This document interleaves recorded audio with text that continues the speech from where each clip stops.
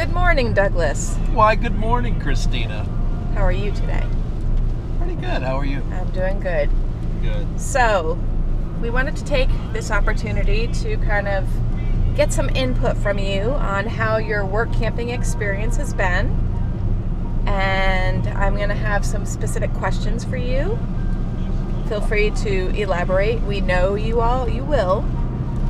Okay. And, so we'll start off with, tell everybody when you left. January 4th, we left the sticks and bricks of home. Sticks and bricks of home. The Adirondack Mountains of New York. Okay. E-Town, to be specific. And when did you arrive in Cherokee? I think it was March 14th.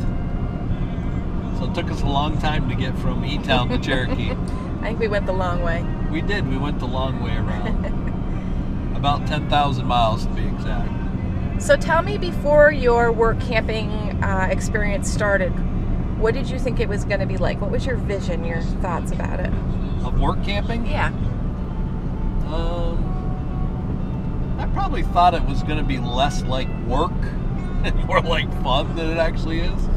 But to be honest, work is work. The days that you're working, you're working.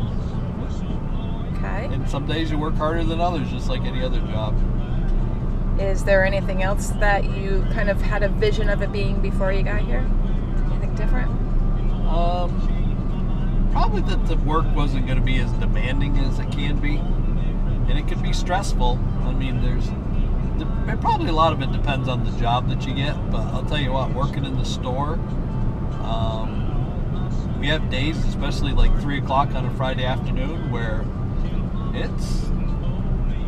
you got to be on your toes because it's pretty demanding. Mm-hmm. The store can be full of people and they need to be checked in and they're buying things and the phone rings off the hook and everybody needs to be waited on all at the same time. So probably before we go any further, you should tell everybody what your job is. So I'm the manager of the store at Yogi and the Smokies, and it's Jellystone Park, just like my hat.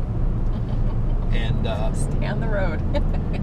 So I do the ordering for the store part, and we have a lot of Hanna-Barbera items because we are a Yogi Bear campground.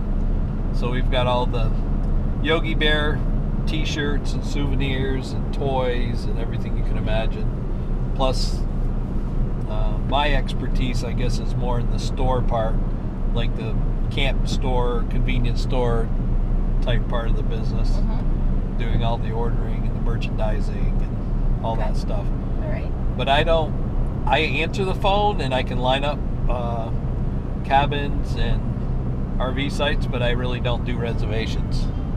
Could you do a reservation? If I absolutely had to, I probably could.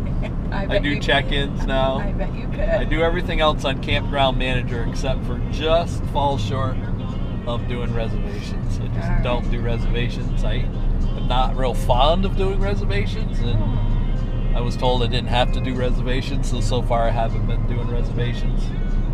But we're going to be losing a couple of work camping couples. They're leaving early, so I'm probably going to have to step up to the plate and learn how to do the reservations. But I'm almost there, so I'm not too worried about it. We'll do a follow-up to this as to how your expertise in reservations have been going. That's not the worst thing in the world that I forced myself to actually learn how to do the reservations, because then I can put on my resume that I thoroughly know Campground Manager, because I know most of the aspects of it, and I know about how to input all the inventory and change prices and change inventory and put new items in and all that stuff. So it'd be a good thing to put on my resume that I do know how to use it. So overall, we've talked a little bit about your job, your position, what your expectations were before we started and what they're kind of like now. Yep. So besides the actual work aspect of it, talk about how it's been living in a campground. Again, maybe what your thoughts were like before doing it versus what it is now, what surprised you, what you expected. Well, I will start by saying it's a great lifestyle, and it's probably not for everybody, but it's been awesome for us. We've done so much sightseeing around the Smokies in this part of the country that we never would have been able to maybe we would have taken a week vacation down here and that would have been about it. But we've been able to really do a lot more. And then the people that you meet, I mean, we've met some awesome people that are probably will be lifelong friends from this work camping assignment. So there's always that. There's social aspect of it. We get together every Tuesday night with all the rest of the work campers. We've really met some great people. It's been a really good experience. And a lot of campers in the campgrounds always ask us a lot of questions about work camping. And the one thing I always tell them is that it would make it really hard to go back to a regular job now. Because we enjoy being in the campground. And when Sunday afternoon comes around and everybody else has to leave, we get to stay there. That's true. Which is kind of nice. Yep. And I think, well, I'm just going to give you a little input of my own. I think that being able to stay there for a good length of time, you obviously get to learn a lot about the local culture, kind of secrets about locations and places to go that if you were just here for a week or two, you would probably never hear about. Oh, yeah. Or get to experience. So you get to experience what you typically would as a visitor, but you also get to experience a lot more than that. And I think this has been kind of a unique experience because of it being on the Cherokee Indian Reservation, and then we've made friends with some of our work campers are part of the Cherokee tribe, so we've got a lot more insight as to the way their culture and things are, and the way people think and operate around, and they've gotten us into so many things here for free because of being friends with theirs, and they can have guests. Gone to hunt to these hills twice, and we've been to the Indian village and just all kinds of stuff. What are some things that we're going to be doing? Well, yeah. What are some things we're going to be doing while we stay here? The leftover time that we're here. Well, today we're heading to Pigeon Forge in Gatlinburg and Sevierville, and that's been another thing. There's all the Ripley's attractions, and there's 8 of them over here have been free because of working at the campground. And then over in Bryson City, we've been on the train ride and whitewater rafting. And then there's another place that has zip line and whitewater rafting that we can go for free. So it's been really neat being able to. Most of the things that we've done have cost very little money.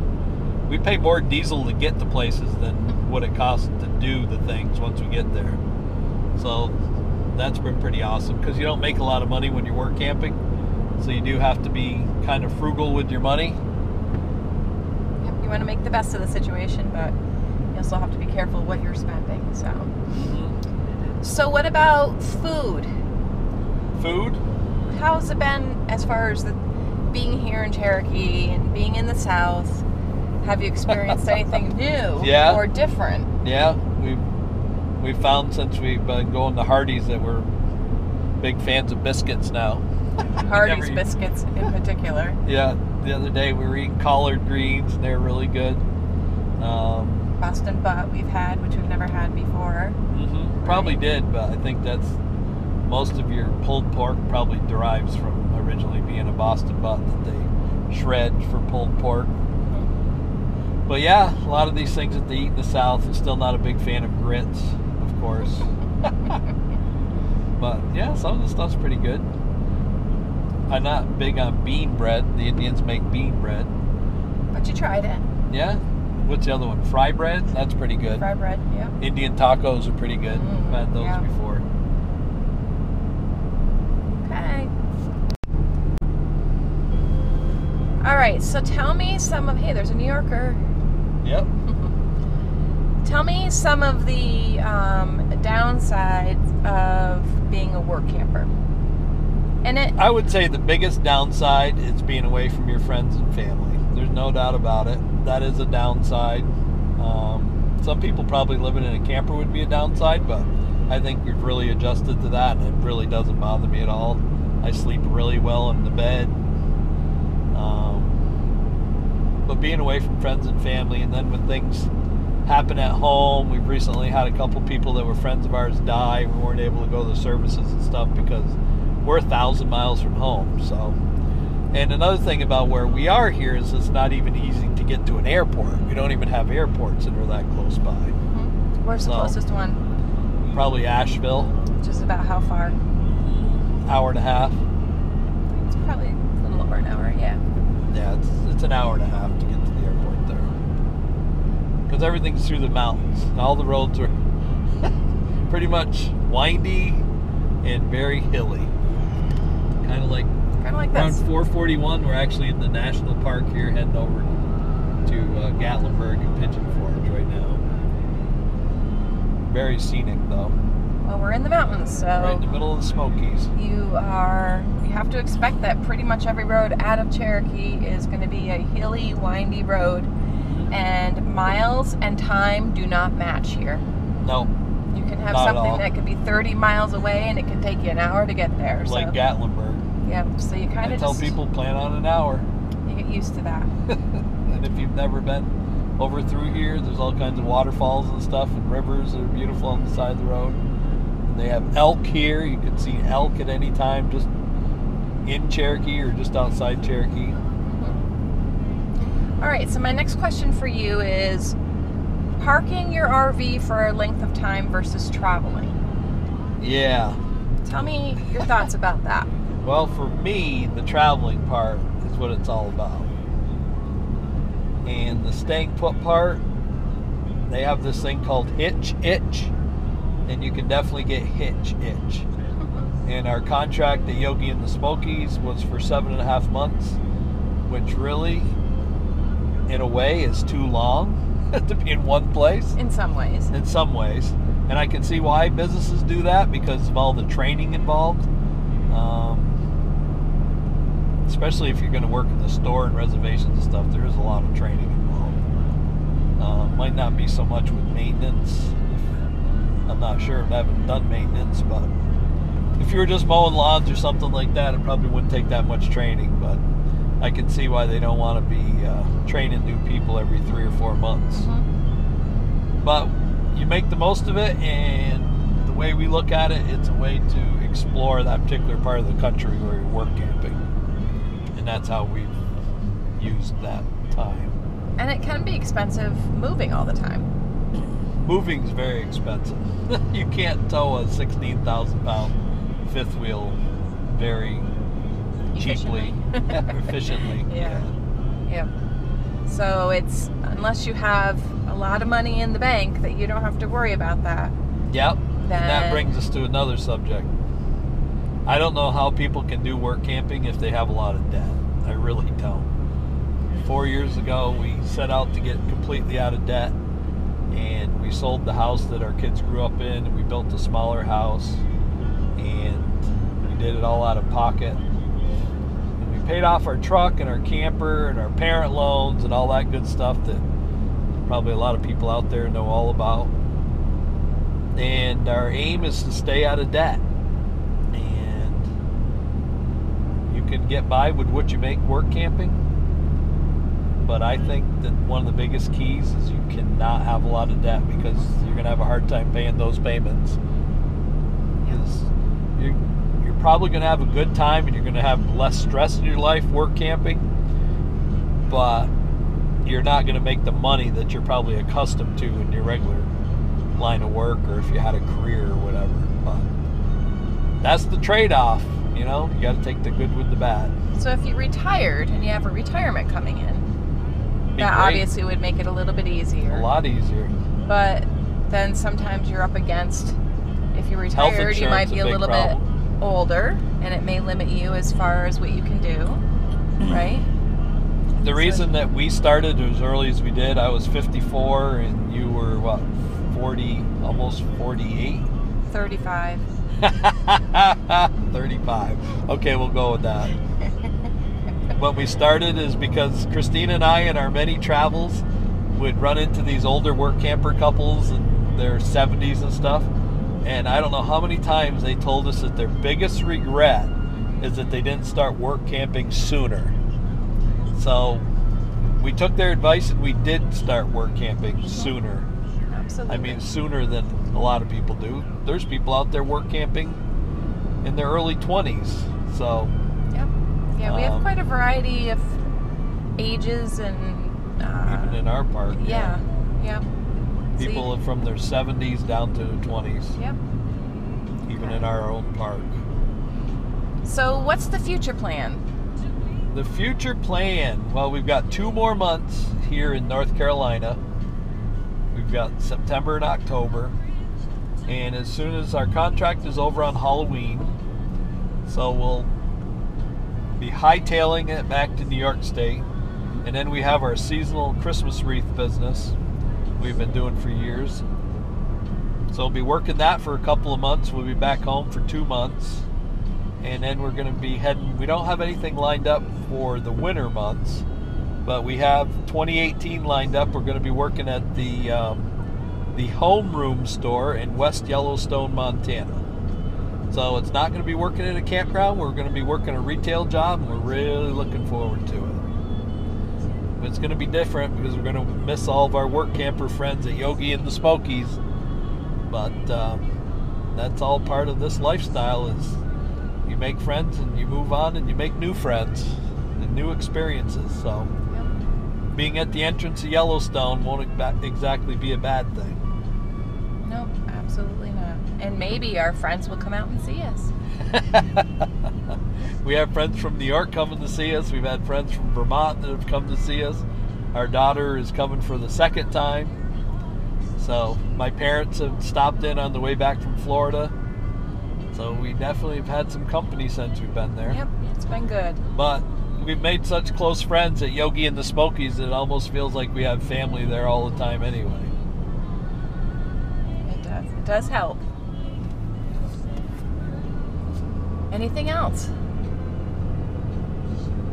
Not unless you'd like to add something. No, I think you covered it quite well. So that's it for now, folks. Kind of let you know where we're at, and we'll keep you posted on the many adventures. We've got 2 more months, 2.5 more months here at Yogi, and it's going to be the fall season that we get to spend here. So we've heard how beautiful it is around here. You know, I think the people would like to see your lovely... They don't have to see me. They can hear me. They don't have to see me. They like to see you. Because you're not as shy as I am on camera. I've had comments on the YouTube channel that your wife looks uncomfortable on video. Yeah, she can be sometimes. I'm not big on it. But they have Halloween weekends here at Yogi that we get to experience. We get to experience some of the fairs around here. We're hoping to go to the rodeo this weekend. We've got a full house this weekend at the campground. Yeah, it's been really dead, but this weekend it's going to be full. Yeah. But it seems very strange. I think that was an Indian motorcycle. That was nice. It's been very strange at the campground because we've actually had days where we're bored. And I didn't even think that was possible because we're normally so busy. And there's more work than you can do in a day. But we'll take it every now and then. Yeah. It's not a bad thing. Every kind now of and a then nice change of pace in a way. We stock the shelves and clean things that needed to be cleaned that haven't been cleaned for a while, and do inventory, and it's good. So. Yep. Store should be in tip-top condition by the time October 31st comes around. Absolutely. Find it better than when you got there. Leave it better than you found it, right? There you go. Leave it better than you found it. That's right, folks. Yep. All right. So that's it for now. We will keep you updated on how things progress. And thanks for watching. Bye-bye.